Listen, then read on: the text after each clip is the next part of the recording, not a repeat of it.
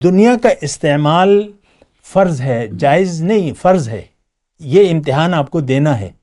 یہ جو ہم نے جو زندگی گزار رہے ہیں، رہبانیت اسلام میں نہیں ہے، ترک دنیا اسلام میں نہیں ہے. تو یہی دنیا ہے، یہی حالات ہیں، اسی میں آپ رہ کر آخرت کی نیت کر کے اللہ کو منزل بنا کے آپ نے زندگی گزارنی ہے. اور آپ کی محبت اللہ کے لیے خاص ہونی چاہیے. پھر اس کے طریقہ کار ہیں. اب جو دنیا میں آپ اس کے بعد نیت آپ نے صحیح کر لی، جنت کا خریدار بن گئے، پھر آپ کو قیمت ادا کرنی ہوگی. اور قیمت کیا ہے؟ اللہ کا حکم اور نبی کا طریقہ. اللہ اکبر اللہ اکبر اللہ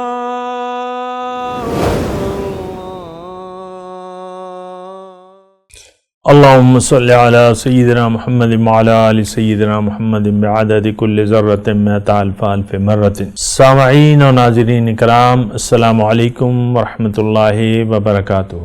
آج کا ہمارا موضوع دنیا کی حقیقت. یہ بہت اہم بات ہے، اہم سوال ہے. اور ایک بات مطلب اس میں ضمنی طور پہ میں یہ کروں کہ ہر چیز سے آپ اسی وقت فائدہ اٹھا سکتے ہیں جب آپ اس کی حقیقت کو جان لیں. ایک مشین ہے، اس پہ لکھا ہوا ہے اس میں بہت سے فائدے ہیں، لیکن اس کے مشین کے فائدے آپ نہیں جانتے اور استعمال بھی نہیں جانتے. تو پھر آپ وہ مشین ایک ڈیکوریشن پیس ہی ہوگی، آپ لے لیں گے، لالچ میں آ جائیں گے، بہت سستی مل رہی ہے لیکن فائدے بہت ہیں. اور تو اس مشین کو خریدنے سے پہلے آپ کو اس کے فائدے جاننے ہوں گے اور پھر طریقے استعمال جاننا ہوگا، تو پھر وہ آپ کو وہ کام دے گی. یہ ایک عام بات ہے، میں مثال کے طور پہ آپ سے کر رہا ہوں. دنیا بڑے کام کی جگہ ہے، بہت فائدہ ہے اس میں. اور آپ دیکھ لیں یعنی اس کائنات جو تحت نظر ہماری آنکھوں کے سامنے ہے اور پھیلی بھی ہے، تو یہ ایک بہت بڑی کائنات ہے، بہت بڑی کائنات ہے اور بہت پھیلی بھی ہے. اور انسان جو ہے اس میں مرکزی کردار ہے. یعنی یہ تمام کائنات یہ نہیں حقیقت ہے کہ ہم اس کا فائدہ اٹھا رہے ہیں. ہر چیز ہمارے لیے اللہ تعالیٰ نے بنائی ہے. آپ دیکھ لیں، یہ تو غور کرنے کی بات ہے نا کہ ہر چیز اللہ تعالیٰ نے ہمارے لیے بنائی ہے، ہمارے فائدے کے لیے مسخر کر دی. قرآن کی آیت ہے سخر لکم ما فی السماوات والارض. تو یہ دنیا جو ہے یہ بڑے کام کی چیز ہے، اور پھر اس کا فائدہ سارا دنیا کے یا اس کائنات کے کا سارا فائدہ جو ہے وہ انسان اٹھانے والا ہے. اس کو فائدہ کس کو ملے گا؟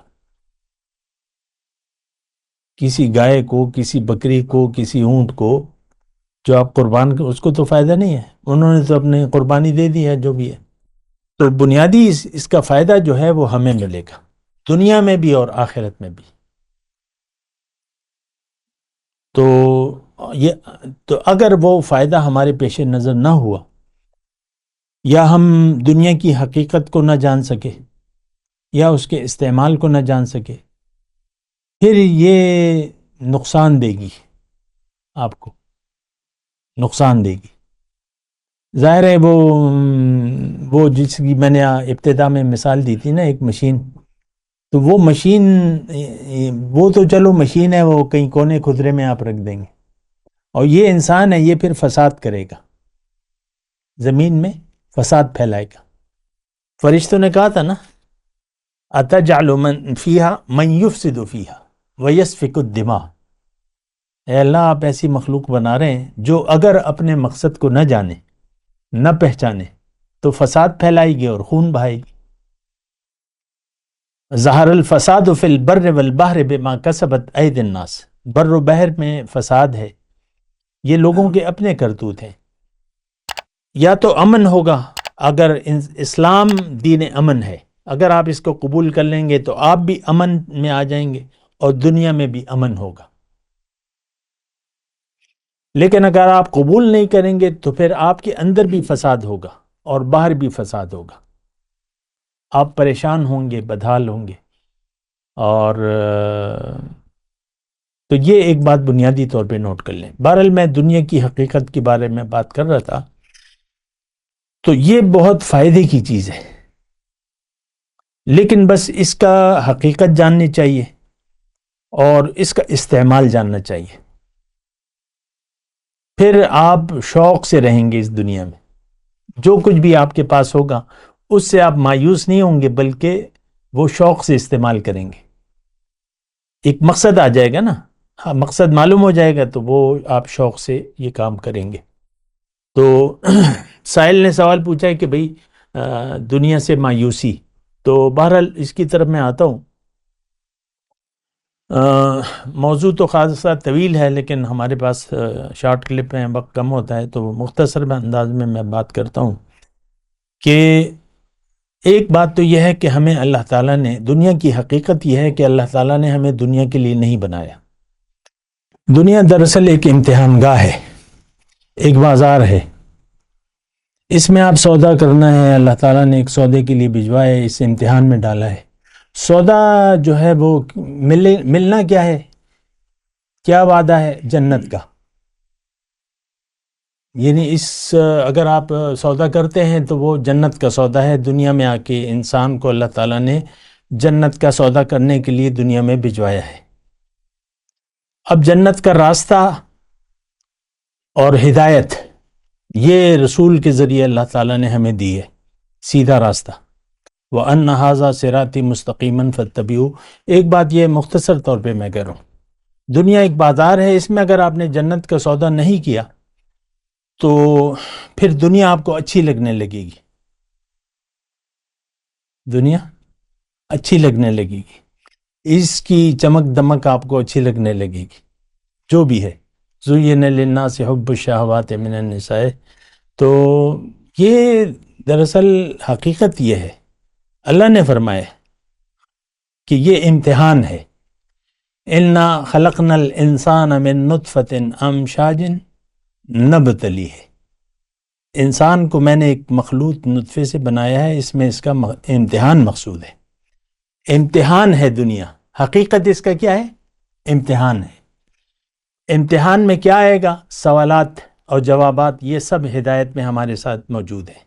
دنیا میں آ کے اگر آپ نے سوچ سمجھ کے آخرت پر یقین کر کے، جنت دو مقامات ہیں، یعنی یہاں سے جب ہم جائیں گے، یہ بات بھی نوٹ کر لیں، ہمارا تو آخرت پر یقین صفر ہے، لیکن بات یہ ہے کہ یہاں سے جائیں گے تو وَفِي الْآخِرَةِ عَذَابٌ شَدِيدٌ وَمَغْفِرَةٌ مِّنَ اللَّهِ، یا تو شدید عذاب ہوگا یا بخشش ہوگی۔ یہاں ہم بخشش کے لیے زندگی نہیں گزار رہے، ہم زندگی گزار رہے ہیں دنیا کے لیے، دنیا مدعا ہے۔ تو اس صورت میں بہرحال امتحان، یہ دنیا جو ہے بازار ہے، اس میں سودا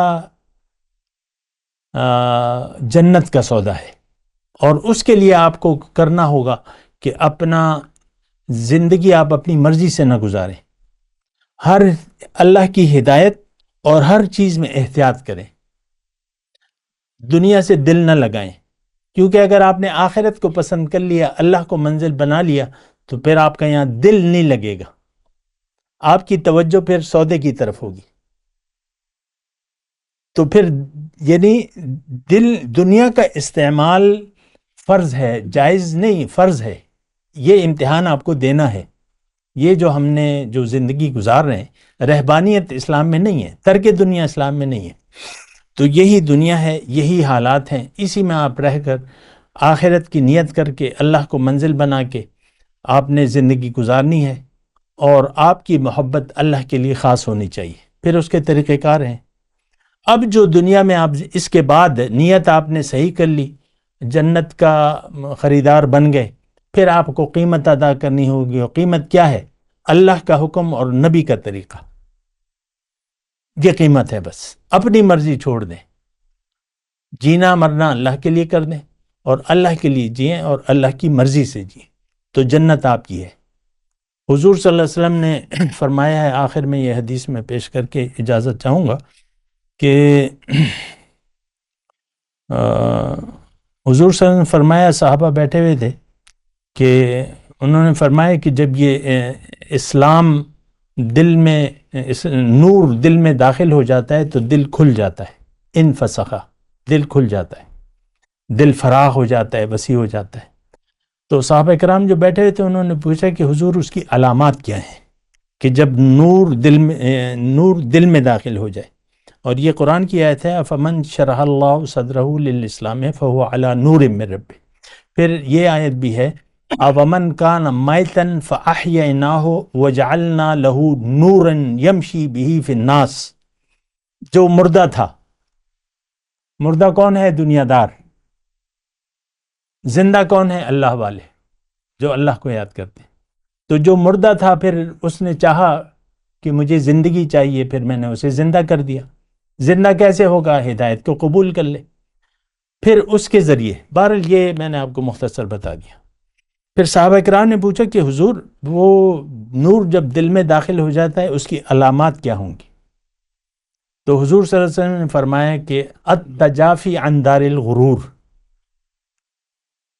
کہ دنیا سے وہ شخص پہلو تہی کرے گا، دنیا کا شوقین نہیں ہوگا۔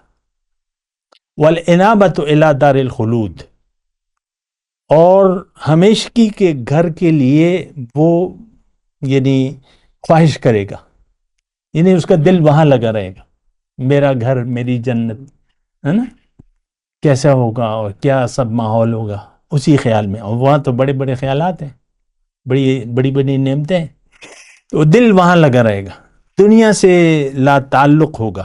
دل کام کرے گا، دنیا زندگی گزارے گا، لیکن یہ نہیں لا تعلقی، کہ کوئی خوشی نہیں ہوگی، دنیا آنے کی نہ خوشی ہوگی، نہ جانے کا کوئی غم ہوگا۔ لا خوف علیہم ولا هم یحزنون۔ تو والانابۃ الی دار الخلود والتہب للموت قبل الورود، موت کے آنے سے پہلے وہ موت کے لیے تیار ہوگا۔ تو سائل نے جو سوال پوچھا ہے نا کہ وہ مایوسی، تو مایوسی کی تو بات ہی نہیں ہے کوئی، صرف توجہ ہٹانے کی بات ہے۔ جب توجہ اصل میں بیک وقت دو چیزوں کی طرف نہیں ہو سکتی، راستہ ایک راستے پر چلے گا انسان ایک وقت میں، ایک گاڑی میں بیٹھے گا۔ اگر دنیا کی گاڑی میں بیٹھ گئے تو پھر دنیا سے دل لگا رہے گا، اس سے دل ہٹے گا نہیں، اس سے توجہ نہیں ہٹے گی۔ لیکن اگر آخرت کی گاڑی میں بیٹھ گئے، پیغمبر صلی اللہ علیہ وسلم کی جو کشتی ہے اسلام کی، اس میں بیٹھ گئے، تو دنیا سے پھر آپ کا دل اچاٹ ہو جائے گا، کوئی خوشی نہیں ہوگی۔ بہت اچھی غذا کھا رہے ہوں، کوئی مزہ ہی نہیں آئے گا، یار اس سے اچھی تو جنت کی غذا ہے۔ تو یہ اس طریقے سے یہ بات ہے۔ وآخر دعوانا الحمدللہ رب العالمین۔ مولاي صل وسلم دائما ابدا على حبيبك خير الخلق كلهم